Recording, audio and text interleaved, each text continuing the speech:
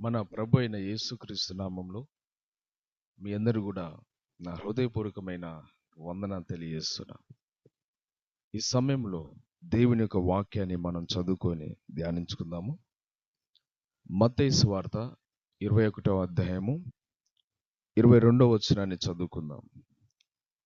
మత్తయి సువార్త 21వ అధ్యాయము 22వ వచనాన్ని చదువుకుందాం. మరియు మీరు ప్రార్థన చేయనప్పుడు వేటిని అడుగుదురో అవి దొరికినవని నమ్మినెడల మీరు వాటన్నిటిని పొందుదురని వారితో చెప్పెను.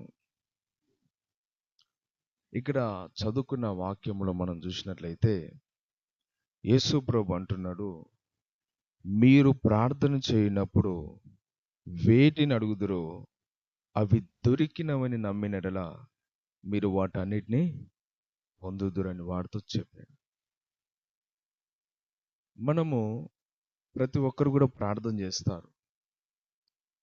ప్రతి ఒక్కరు కూడా మన దేవాది దేవుడైన యేసుక్రీస్తు ప్రభువుకు ప్రార్థన చేస్తారు. ఆ ప్రార్థన చేసినప్పుడు మనం ఏ విధంగా చేయాలనో, ఏ విధంగా చేసినప్పుడు జవాబు వస్తుందో, ఏ విధంగా చేస్తే దేవుడు వింటాడు, దేవుడు జవాబిస్తాడో అనేసి ఇక్కడ యేసు ప్రభు చెప్తున్నాడు. మనం చేసే ప్రార్థన కూడా ఒక బలమైనదిగా ఉండాలి. అప్పుడు మాత్రమే మన ప్రార్థనకు జవాబు వస్తాయి. చాలా మంది ఏమంటారంటే, మేము ఎన్నో సంవత్సరాల నుంచి ప్రార్థన చేస్తున్నాము కానీ మా ప్రార్థనకు జవాబు రావట్లేదు అంటారు. మేము ఎంతగానో ప్రార్థన చేస్తాము కానీ మా దేవుడు ఎందుకు ప్రార్థన ఆలకిస్తలేడు అని అంటారు. మా ప్రార్థన వింటలేడు, మా ప్రార్థన ఆలకిస్తలేడు దేవుడు. ఎవరో ఒక మంచి ప్రార్థన పరుల యొక్క ప్రార్థన ఆలకిస్తాడు, అందరి ప్రార్థన వినడు అని చాలా మంది అనుకుంటారు. దేవుని మీద సనుగుతారు. కానీ దేవుని యొక్క వాక్యం ఏం చెప్తుందంటే, ప్రార్థన చేసేటప్పుడు ఏ విధంగా ప్రార్థన చేస్తే జవాబు వస్తుంది ఇక్కడ యేసుప్రభు చెప్తున్నాడు. ఇక్కడ ఏమంటున్నాడు, మీరు ప్రార్థన చేసేటప్పుడు వేటిని అడుగుతారు. చాలా మంది దేవుని బిడ్డలు దేవుని అడుగుతారు, ప్రభువా నాకు ఇది దయచేయి, అది దయచేయి, ఎగ్జామ్లో మంచి మార్కులు వచ్చేటకు సాయం చేయి, నాకు నా అప్పులు తీరిపోయేటట్టు సాయం చేయి, నా రోగాలు తీసివేయి, నా బాధలు తీసివేయి, నాకు అది దయచేయి, ఇది దయచేయి అని అనేకమైనవి అడుగుతారు. తప్పులేదు. అయితే అడిగేటప్పుడు మనము ఎవరిని అడుగుతున్నామో, మన దేవుడు ఎలాంటి వాడో అది మనం ఎరిగి ఉండాలి. ఎందుకంటే మన దేవుడు ఒక మనిషి కాదు, మన దేవుడు ఒక సాధారణమైన మనిషి కాదు. మన దేవుడు ఎవరంటే సజీవుడైన దేవుడు. ఆయన భూమి ఆకాశములు సృజించిన దేవుడు. ఆయనకు అసాధ్యమైనది ఏది కూడా లేదు. మనుషులు చేయలేని కార్యాలు దేవుడు చేస్తాడు. మనుషులకి సాధ్యము కాని కార్యాలు, మనుషుల వల్ల కాని కార్యాలు మన దేవుడు యేసుక్రీస్తు ప్రభు చేస్తాడు. ఆయనకు అసాధ్యమైనది ఏది కూడా లేదు. ఎందుకంటే దేవుడు భూమి ఆకాశం కలిగించినాడు, మనుషులను కలిగించినాడు, సమస్తాన్ని కలిగించినాడు, ఈ సృష్టి యావత్తుని కలిగించినాడు. అలాంటి గొప్ప దేవుడు కాబట్టి, ఆ దేవుని యొక్క అంత శక్తి కలిగిన వాడు కాబట్టి, అది ఎరిగి, మన దేవుడు ఎంత శక్తి కలిగిన వాడో అది ఎరిగి ఏదైనా చేయగలుగుతాడు, ఆయనకు అన్నీ సాధ్యమే, సమస్తం సాధ్యమే అని విశ్వాసంతోనే మనం ప్రార్థన చేయాలి. మీరు వేటిని అడుగుతారో అవి దొరికినవని నమ్మిన ఎడల మీరు వాటన్నిటిని పొందుతారు. మనం ఏదైతే ప్రార్థన చేస్తున్నామో అది ఎంత పెద్దదైనా కూడా దేవుడు ఖచ్చితంగా జరిగిస్తాడు. అది జరగని కార్యాలు కూడా జరిగిస్తాడు. ఎన్ని ఆశ్చర్యకార్యాలను జరిగిస్తాడు దేవుడు.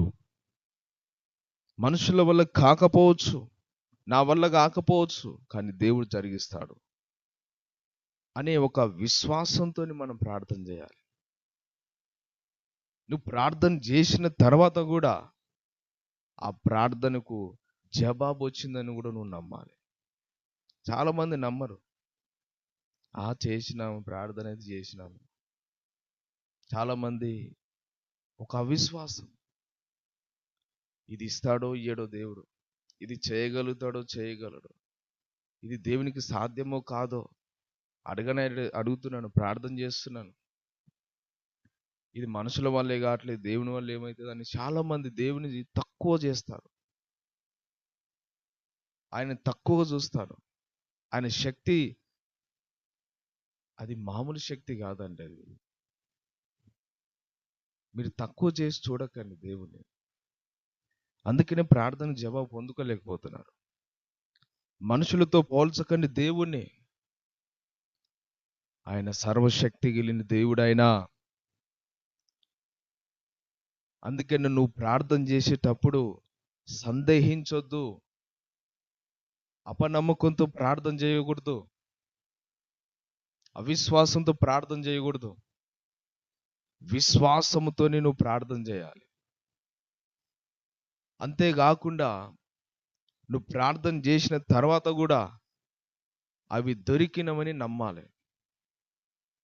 ప్రార్థన చేసిన తర్వాత నా ప్రార్థనకు దేవుడు జవాబు ఇచ్చినాడు అని నువ్వు నమ్మాలి. అప్పుడు మాత్రమే అవన్నీ కూడా మీకు అనుగ్రహించబడతాయని దేవుడు సెలవిస్తాడు.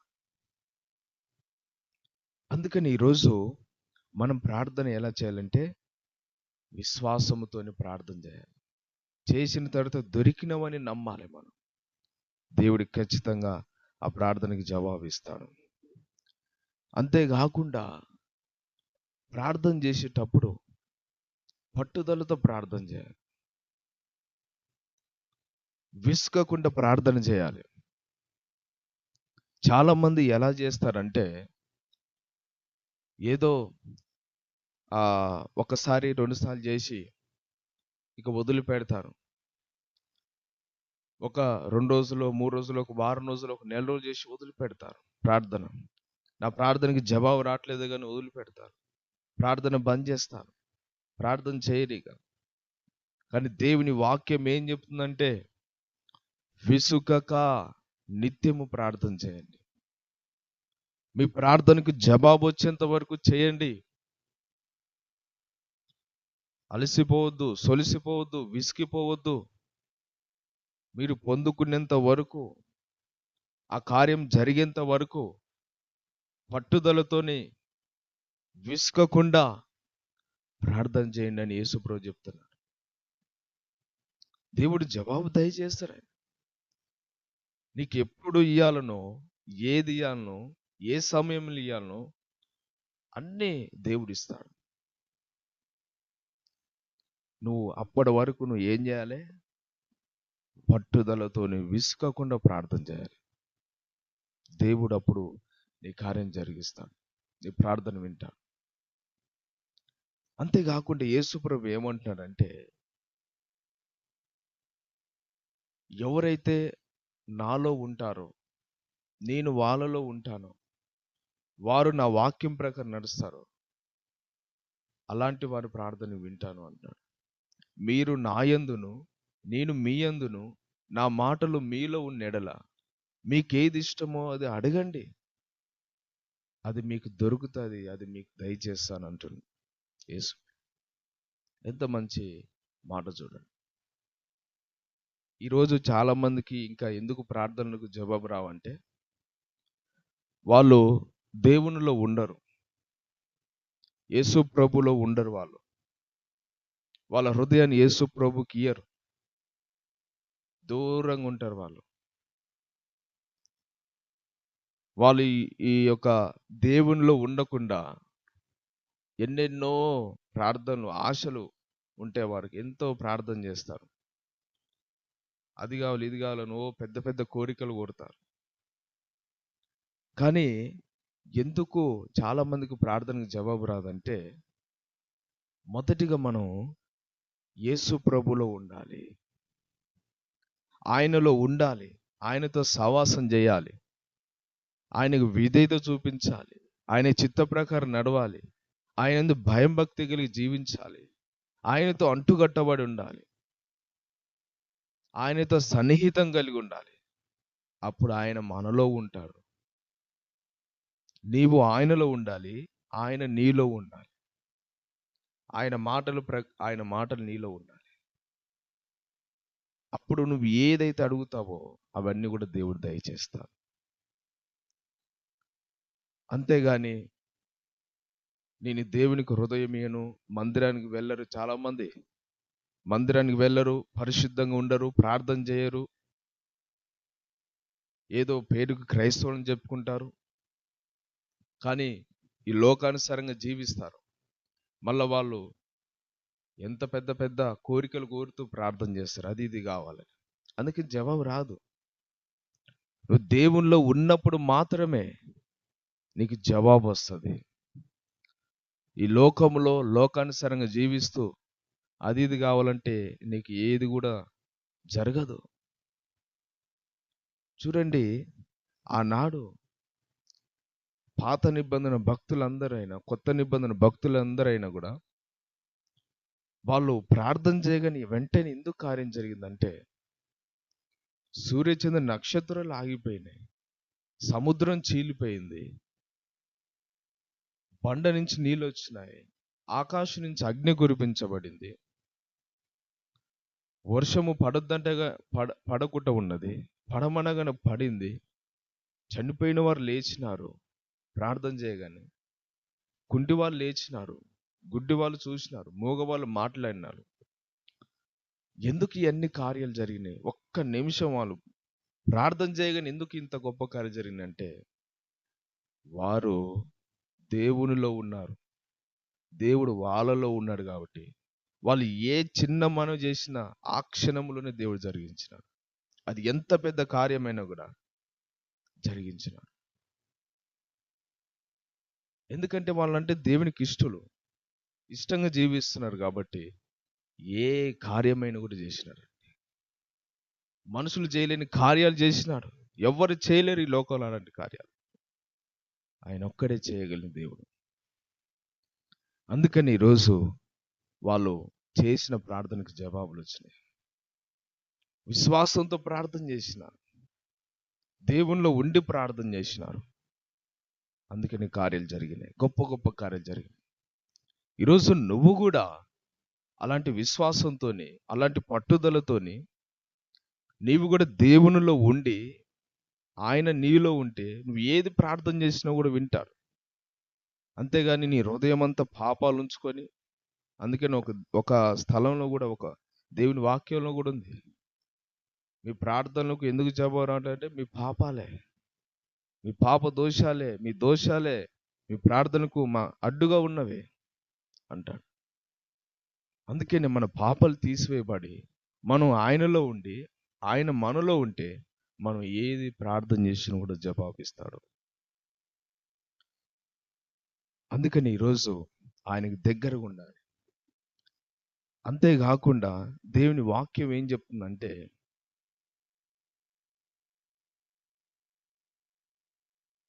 ఎవరైతే దేవునిలో ఉంటారో వాళ్ళకి తెలుసు, ఇక దేవునిలో ఉన్నారు కాబట్టి, భయభక్తులు కలిగి ఉన్నారు కాబట్టి దేవునికి మహిమ వచ్చేటి దేవుని చిత్తానుసారమైన అడుగుతారు. వాళ్ళు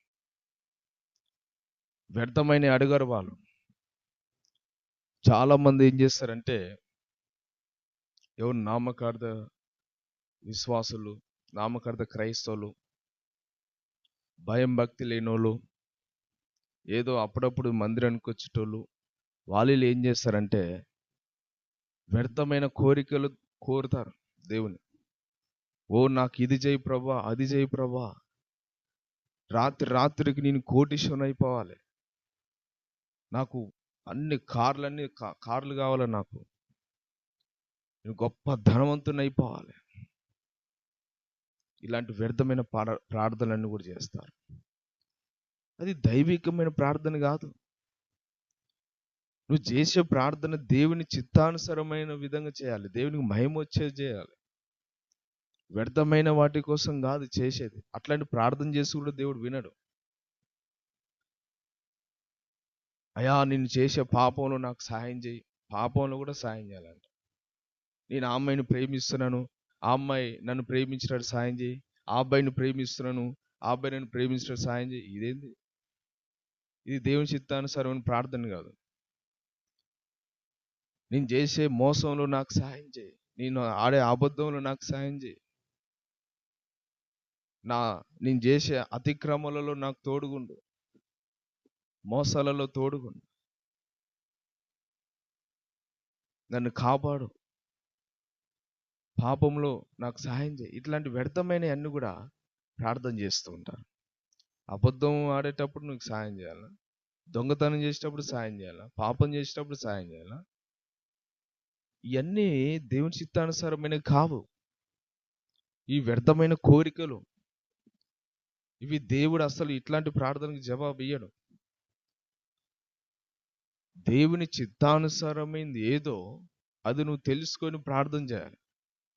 మనకి ఏది కావాలో దేవుడు ఇస్తాడండి. ఈ లోకంలో మనం జీవించడానికి కావచ్చు, మనం నడవడానికి కావచ్చు, మనకి ఏది కావాలో దేవుడు దయచేస్తాడు. కానీ అపవిత్రమైన కార్యాలు చేయడానికో, మోసాలు చేయడానికో, అన్యాయాలు చేయడానికో సహాయం చేయి ప్రభు అని వ్యర్థంగా ప్రార్థన చేస్తే అలాంటి ప్రార్థనకు దేవుడు జవాబు ఇయ్యాడు. అదే మొదటి యోహాను రాసిన పత్రిక 5వ అధ్యాయం 14వ వచనంలో ఉంటుంది. దేవుని చిత్తానుసారమైన మాత్రం మనం చేయాలి ప్రార్థన. అందుకని చూడండి ఒకసారి, యోహాను రాసిన మొదటి పత్రిక 5వ అధ్యాయము 14వ వచనంలో ఉంటుంది ఈ మాట.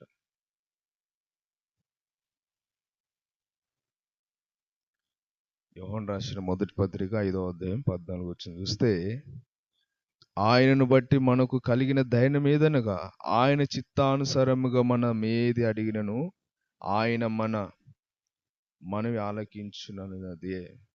ఆయన చిత్తానుసారమైనదే అడగాల మనం. ఆయన చిత్తానుసారముగా మనం ఏది అడిగినను దేవునికి మహిమ వచ్చే విధంగా, దేవునికి మహిమకరమైనవి మాత్రమే అడగాలి. మన అక్కర్లు ఏదైనా అవసరం ఉంటే అడగొచ్చు, కానీ వ్యర్థమైనవి, ఈ లోకానుసారమైనవి, దేవునికి ఇష్టం లేని, దేవునికి అసహ్యమైనవి కూడా చేయమని ప్రార్థన చేస్తే దేవుడు అలాంటి ప్రార్థనకు జవాబు ఇయ్యడు. కాబట్టి ఈరోజు దేవుని వాక్యం వింటున్న ఎవరైనా సరే ఆయన అంటున్నాడు, మీరు ప్రార్థన చేసేటప్పుడు వేటిని అడుగుదురో అవి దొరికినవని నమ్మండి. మొదటిగా మనం ప్రార్థన చేసేటప్పుడు ఏదైతే అడుగుతున్నామో అవి దొరికినవని నమ్మాలి. విశ్వాసంతో ప్రార్థన చేయాలి, పట్టుదలతో ప్రార్థన చేయాలి.